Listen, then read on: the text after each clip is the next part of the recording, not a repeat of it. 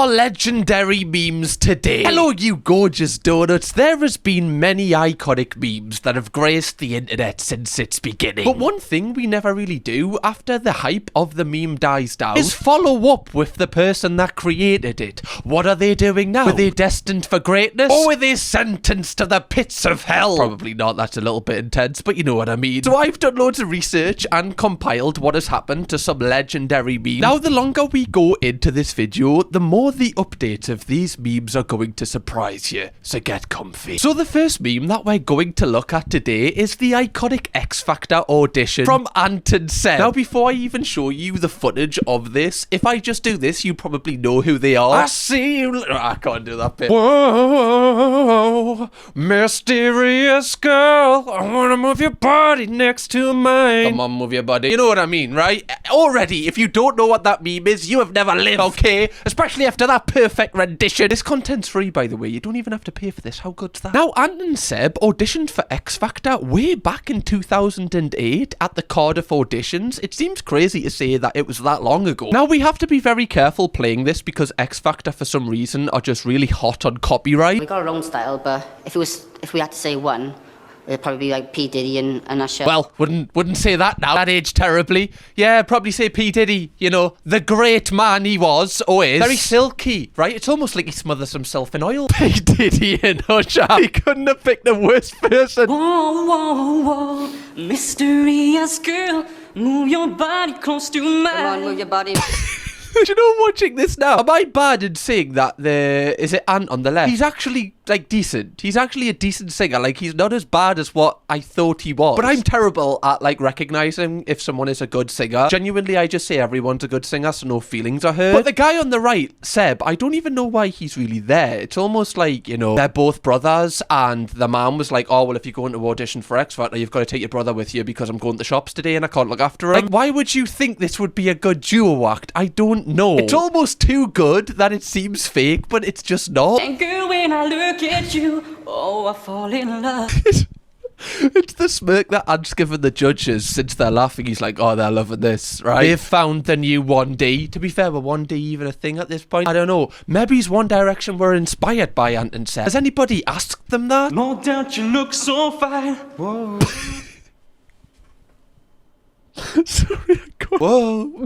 I want to know how many hours Seb, like, looked in the mirror for and rehearsed them lines just to make sure that he got the ad-libs right. To be fair, you know, they kind of, you could argue, made ad-libs famous. People such as Migos, they probably looked at Ant and Seb and went, oh my god, I need to incorporate this into my brand. This is going to change my life. I don't think we actually understand the effect that Ant and Seb have on the entire music industry as a whole. Now, as you can probably tell by the judges' reactions, they actually got 3 no's, which meant that they didn't progress any further. I believe Simon actually called them Ant and Deaf, which obviously not the best. No, I don't think that's the best nickname to give someone, you know, for their confidence at least. And because this audition was so iconic and memorable, it just spread absolutely on the internet. Like, the internet didn't even really have clips back then, but it was everywhere, like on Facebook, Snapchat. I remember this just, you couldn't get away from this when it aired, and people at school were even, like, kind of reenacting it. If this happened today, genuinely, this would have got over 1 billion views. What I think made it even worse was Ant and Seb, after getting rejected, couldn't take no for an answer. So do I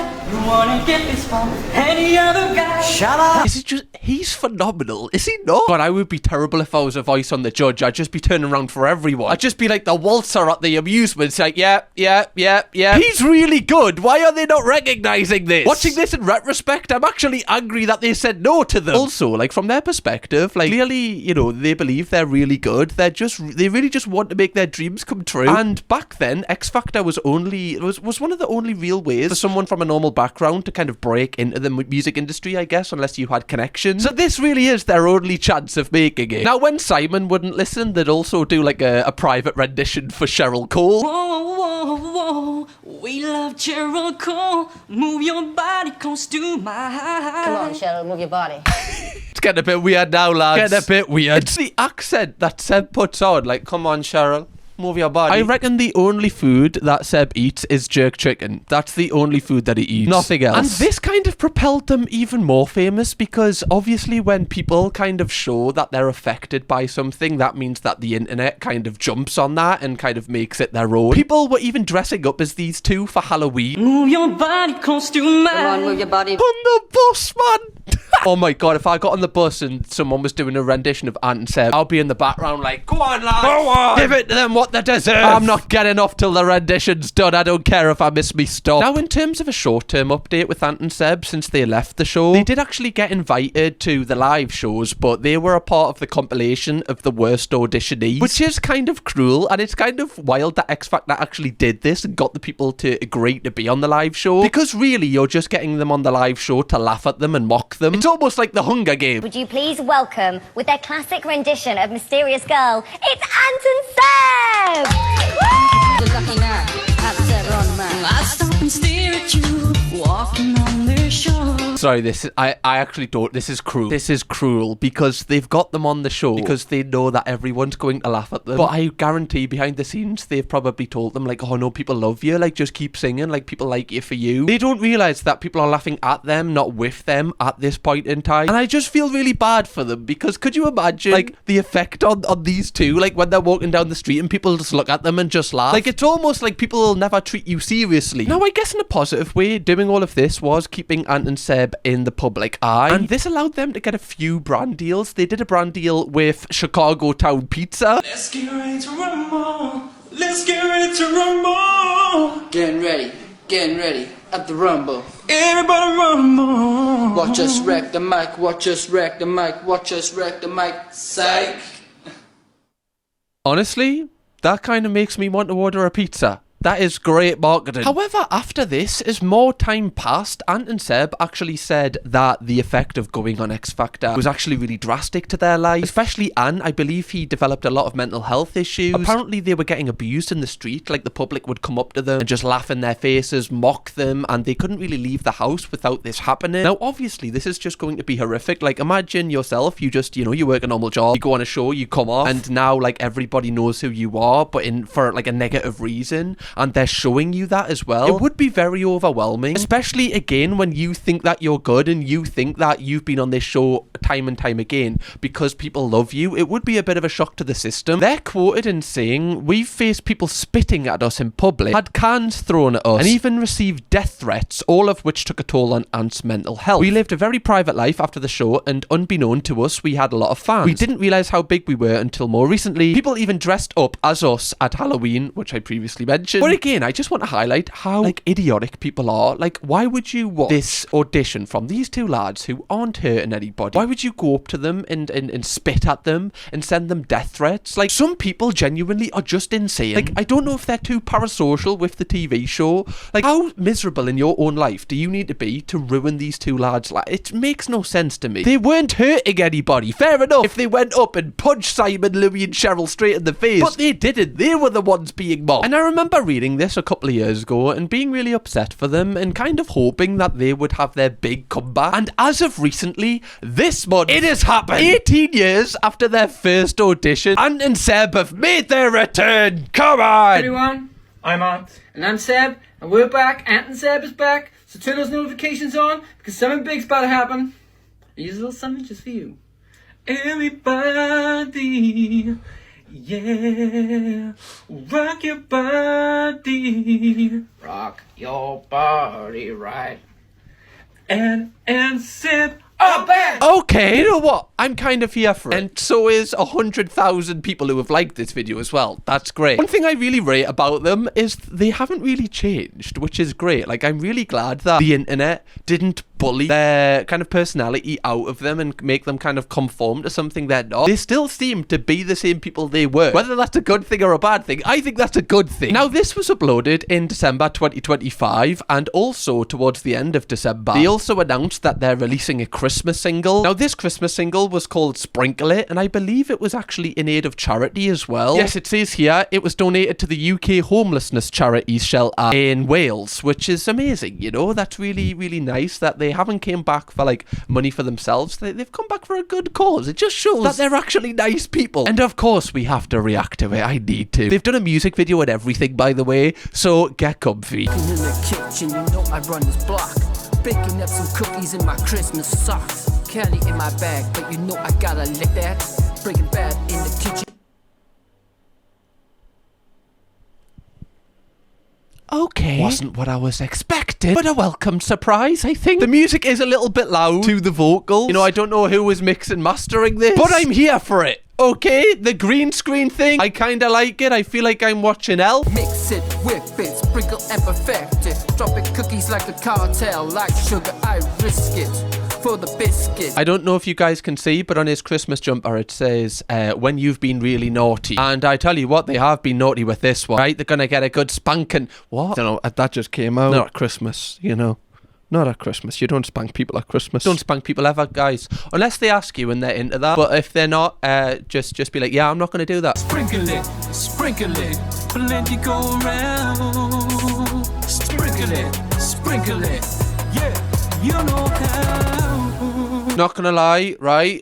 And I'm not just saying this. Get the ladies off. Right, ladies? You're looking great. But can you... I want to see Anton and Seb. Right, I haven't come for you ladies. I'm sure you're lovely people. Get more on Anton and Seb. That's why I'm here. That's why I paid for this. I haven't paid for this, but this is why I'm here, okay? The top comment reads exactly what I'm thinking. Simon Cowell kicking himself he didn't sign this pair. You saved Christmas. I was thinking that in December 2025, that Christmas did need saving. And I'm glad that, you know, when everybody else walked backwards, Anton and Seb took the step forward. They were like, you know what? We're gonna save this Now, Anton and Seb are wasting no time on the back of this single. They have actually announced that they're going to be announcing a tour, which, by the way, I'm going to go to. Don't really know what they're going to sing, but that's part of the fun, I guess. And to kind of tease this tour, they have been doing, like, really mini shows in, like, shopping centres and stuff, just to kind of, you know, create the name and get their name out there that they're back. Sprinkle it, sprinkle it, go around. Sprinkle it, yeah. Imagine just going Christmas shopping and, you know, you just walk past Anton and Seb. Is it that funny? It was to me. Then I said it and I was like, I don't even know if that's that funny. But it was to me, and that's the main thing, guys. The main thing is I'm having a good time, okay?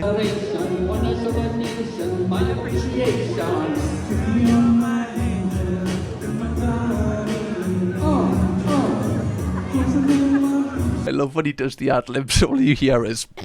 Anton and Seb, keep going. If you are watching this video, please do keep going. Like, yes, people can have a laugh at you, but at the end of the day, if you're not hurting anybody and, you know, you enjoy it, then who gives a fuck what anyone thinks? And if people want to watch it as well, the proof is in the pudding. Okay, now moving on. The next meme we're going to look at is one that really took over the internet when I was in school. He is called Frostbit Boy. Now, Frostbit Boy refers to a clip that went very, very viral in Derry in Northern Ireland from a guy called Rory McSorley. And he basically went on a local news channel and was talking about the extreme weather conditions that were going on, hence the name Frostbit Boy. And this interview took off online and became like a renowned meme. Literally, it was everywhere at one point. There was one point where I'd seen this guy's face over and over again, and I refused to click it because how much I was seeing it. Then I clicked it and I was like, okay, I understand the whole vision now. These new shocks that I got as well. You see, I had to turn the hill just up to my, what do I say? I had to turn the hill up to my foot there, just so the shock would go longer. The mother got these trainer shock signs there. Oh God, you wouldn't get along getting the ankles frostbite off you. And you don't mind walking to school in the snow, are you used to it up this part of the world? Walking to Derry. Well, are you used to the snow up this part of the world? Well, there'll be a good wee bit of snow, you know, there's a wild bit of snow there when a Christmas is ago there. Oh no. What do you make of it today? I love that he's in school. But he talks as if he's like a 70-year-old grandman. You know, I just want to get back for Cuddy, you know. Ah, terrible. Sorry, any Northern Irish people watching. Wasn't me finest hour, that one. Oh, well, it's not just as bad as it was back then, but sure, no, it'll be alright. But it's not a great day though, right enough. It's sort of a day for the house now, right enough. But there's meant to be wild delays now around Finney and Donnamana and all them surrounding areas. Right. Oh no. Okay. Well, sure, anyway, we'll see you anyway. Good luck. Alright, bye-bye. I've got a mate who is exactly like this. This reminds us of him. I'm gonna have to message him after this. One thing I do want to ask you, like, could you understand anything that was going on there? Like, because I've got an accent where people speak very quick where I'm from, like, I can understand every word that he said there. But I can imagine, you know, if you're not really used to, like, a really thick accent, you probably didn't have a clue what any of the words he was speaking were. Literally, in the title, in brackets, in capitals, it says, turn on captions. The top comment, teacher, guys, the listening test won't be hard. The listening test. Now, Frostbit Boy has had one of the most interesting updates, I guess, short term and long term. Obviously, when this clip went viral, as many people do, they try and find out more about this person. Like, they do this with every single meme. And a lot of people discovered that he had uploaded his own YouTube video where he's doing impressions. And I'm gonna do a couple of impressions. Hi, Ken. I'm Krusty the Clown. I do find it hilarious how he is more understandable as Krusty the Clown. I do find it hilarious how he did start off doing impressions, because a little known fact about me, like, I don't know, I had a voice break there, I just got nervous. I started on YouTube doing impressions when I first started, and should I show you? Now, this got disliked bombed because people, like, were just kind of mean to us when I started YouTube. People in, like, my local town used to just dislike my videos instantly on upload for some reason. Got a very important video today. We're going to be asking some ex-pros, some pros and some managers about what they think about England losing to bloody Iceland in the Euro 2016 round of 16. So without further ado, let's go and bloody do this. First up, ladies and gentlemen, got Stevie J, the legend that is Steven Gerrard. You know, the boys just want to play football, you know, Senator, you know, Oh no, it can't get worse, can it? Okay, we're stopping here. Sorry.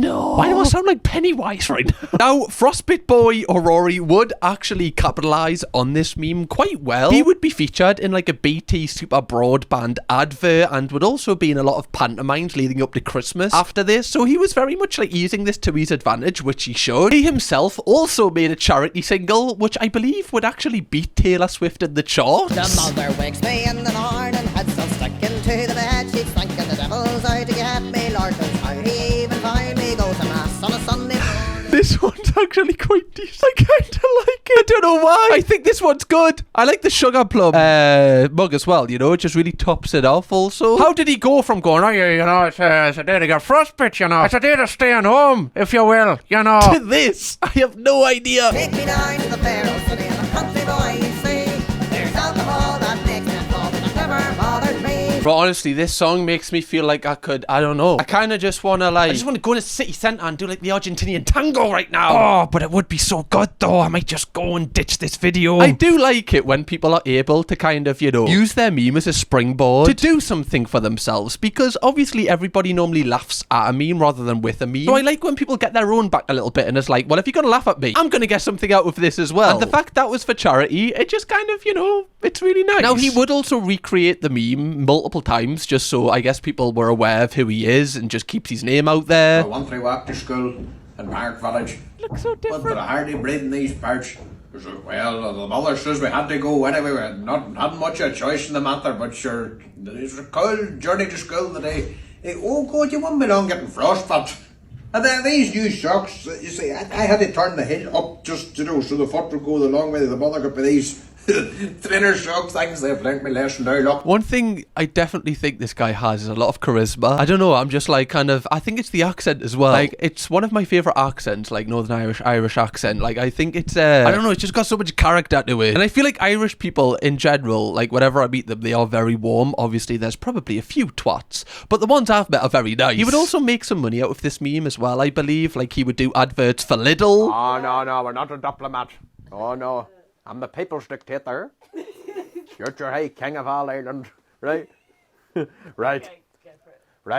How's it going? It's Rory McSorley, the Frostbite Boy, or the Frostbite Man at this stage, here to drive through the indestructibility of Lidl ski gear. It's the best ski gear in all of Ireland. I've learnt my lesson about running out in the short tails, and ever since I've discovered Lidl ski gear brand, it's absolutely fantastic there. It's high quality, low cost. It's the king of both the market and the mountains there. To be fair, I'm kind of influenced. I kind of want that little beanie now. I'm like, okay, this was in 2022. They've probably stopped this now. Bring it back, little. I do wonder, like, you know, how would you feel if, you know, you'd said a video that you didn't plan or anything, you know, you just went on the news and it became a huge thing, and that's almost your personality to everybody. And now he's a man, obviously. He's going to have done many things in that gap between the meme going viral. I wonder if it does get tiresome of people asking you, like, oh, can you say the line? Or can you do this? Because it's almost like you can never grow as a person in other people's eyes. Because realistically, unless he becomes mega famous for doing something else, everybody is always going to know him as the Frostbit Boy. Not that that's a bad thing, because some people don't even, you know, have a thing at all. But I do wonder if it does kind of play on how they feel, or if sometimes they wish they could just kind of run away from the meme. Now, on the topic of, you know, making a name for himself elsewhere, there was one headline that went super viral involving Rory, as he was actually rescued from the sea in Ireland. Apparently, he spent around 12 hours in the sea, and there was reports that dolphins saved him, as he was apparently found around dolphins, according to the actual article. Maybe the dolphins were just kind of, you know, circling him, making sure that he, like, stayed alive because they loved the meme. They're like, oh, look, it's the Frostbit Boy. We've got to circle him, make sure he doesn't drown, you see? Make sure we keep him alive so he can do more memes, so we can laugh at them. I believe he has went on a few podcasts and talked about this, but to spend 12 hours in the sea and, you know,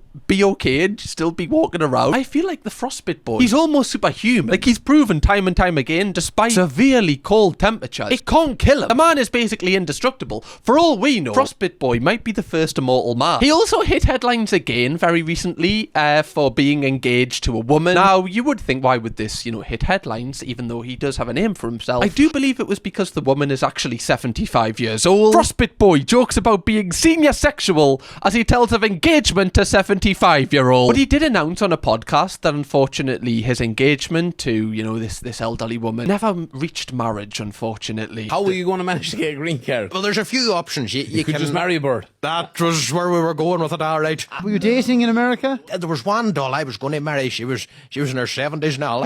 I was going to bring her back to Park and all, and we were going to have like a huge marquee wedding. I had this all planned out and all. And then, then she ended up dying on me then. She died. Natural causes. Thanks, so anyway. Yeah. What age was she? 75. 75. And were you going out? That was the plan, to get married, all right. My God. And what age were you at the time, Rory? Just only last year. I was maybe 25 at the time. That's a fair age gap now. 50. This guy has lived like 100 lives. Like, why was he training to be an auctioneer in Texas and then got engaged to a 75-year-old who died? Who he was actually using for a green card, which is unfortunate. 50-year age gap. I mean, it's more weird on the 75-year-old side, in my opinion. You know, 50 years, that's too big. What you even got in common? But it definitely seems like now he's trying to, you know, be, you know, in the public eye within his own right. Like, obviously he does make a lot of, you know, callbacks to the meme. But like you saw on that podcast clip, he's very much on there talking about his life, and I think he's trying to make a name for himself outside of the meme, which is a great thing. And hopefully, you know, he does achieve that. But I just thought his journey was very, very interesting. Okay, our final meme update of today is the Success Kid meme. Now, you could argue this is the most famous meme, like, globally out of the three that we've covered in this video, because instantly when you see this photo, you know what it is. Like, you've seen this before. Someone somewhere has posted this on the internet, and you've probably came across this photo. Now, this is known as the Success Kid. I don't know why they call it the Success Kid. Now, this kid is actually called Sammy Greener, and at one point in his life when this photo dropped, he was known as the most famous child in the world. Now, obviously, you don't need, like, there's no language barrier with this meme or anything, so it can transcend into multiple countries, and I think that's why it got so big, because, you know, everyone can laugh at a baby just clenching its fist. Now, the funniest part about this is when I first saw this, I thought it was like a stock image, you know, like the images that businesses can use if they pay for them. However, it's not. This photo was actually taken by Sammy's mother when Sammy and his mother were at the beach. Apparently, Sammy picked up some sand and was going to eat it, and his mum told him off, told him not to, and he kind of held it like this to be angry. And then the mother took a photo of it and then posted it, and the rest is history. Like, that's such a hilarious story behind the meme. The funniest thing is, as well, is she didn't upload this photo to, like, Instagram or Facebook. It was to an app called Flickr, and she put the caption, "Why I oughta," which, again, it's just a really weird niche place for a meme to blow up from. Like, I don't know any other memes that have blew up from Flickr. I don't even know if that app's still about. Now, the meme was originally used for, like, like, you know, showing that you're angry and in like a negative light. But apparently the reason why it's called the success kid meme is because the meme was then used for like small wins. So, you know, I don't know if you just get a small win in your life, someone will post that photo and then whatever. You know, I don't know why I'm explaining how to use a meme just for anybody that's never heard of them, the small percentage. Now, this originally went viral between 2007 to 2008, and the family weren't making any money off this, and I don't believe they liked that. They wanted to, like, you know, regain control of this image. Obviously, it's their baby, so again, they probably wouldn't expect it to go viral despite posting it publicly. So in 2012, they actually copyrighted the image so that the family could kind of gain control of the earnings, and if somebody wanted to use the photo, they would have to obviously pay for the copyright. And this created so much income for the family, as loads of major corporations would buy it off them. Virgin Mobile would do it, Vitamin Water, even Coca-Cola. Now later in 2015, the family actually had some unfortunate news where they found out that Sammy's father was very ill. He needed an urgent kidney transplant, and obviously, like in America, you've got to pay for that, and you know, it's a lot of money. So they were creating various GoFundMes, but they weren't like reaching the target that they needed to reach. So they actually, you know, it involved Sammy's image and used that as a ploy to kind of, you know, get some money up within the GoFundMe. They also used the image to just like boost the marketing around the GoFundMe page, so they could kind of, you know, like as soon as you attach Sammy's face to it, a lot more people are going to see it and resonate with it, especially if there's a story behind the photo. Now, the original goal was actually $75,000 he needed to get the kidney transplant, and after involving the Sammy photo, they actually smashed that target as the internet like rallied around it and created some good, which is really nice. And this meant a year later that Sammy's dad could actually get his life-saving treatment, which I do find, you know, wild, like the butterfly effect. Like, for instance, if Sammy's mother had never took that photo, or if Sammy had never went to eat sand on that day, little do they know, you know, that would actually have such a major impact in saving their dad's life later on. It's just amazing, like the effects of one decision. Like, genuinely, that kind of like took me back when I read that. Like, imagine they never took that photo, you don't know what would have happened. Now, as of recently, Lainey, who is Sammy's mother, has been like hot on the copyright of this image. She really doesn't want any corporations using it without unauthorized access. There was a fireworks company